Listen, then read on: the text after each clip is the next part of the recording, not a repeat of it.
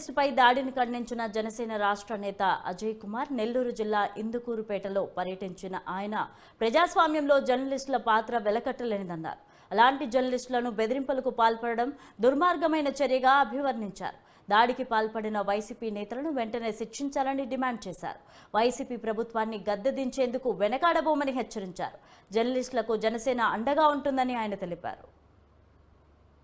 సిద్ధమని జగన్మోహన్ రెడ్డి సభలో ఆంధ్రజ్యోతి విలేకరి కృష్ణ ఆయన మీద జరిగిన పాశవిక దాడిని తీవ్రంగా ఖండిస్తున్నామండి.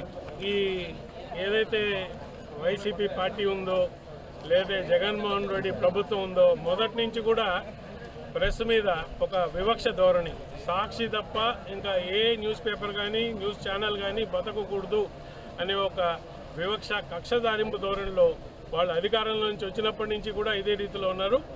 ఇవాళ ఆ ధోరణి ఎంత పైత్యానికి పోయిందంటే వాళ్ళ మీటింగ్ని కవర్ చేయడానికి వెళ్ళిన జర్నలిస్టుల మీద దాడి చేయించడము, అమానుషంగా దాడి చేసి ఆల్మోస్ట్ ప్రాణాపాయ స్థితికి తెచ్చిన ఈ దాడిని మేము చాలా తీవ్రంగా ఖండిస్తున్నాం. ఇటువంటి దాడులు ఇక మీదట ప్రెస్ మీద జరపడం మానుకోవాలని, ఇది ఒక డెమోక్రటిక్ కంట్రీ అంటే మనం ఇవాళ మన దేశంలో 4 పిల్లర్స్ అంటారు, దాంట్లో ప్రెస్ అనేది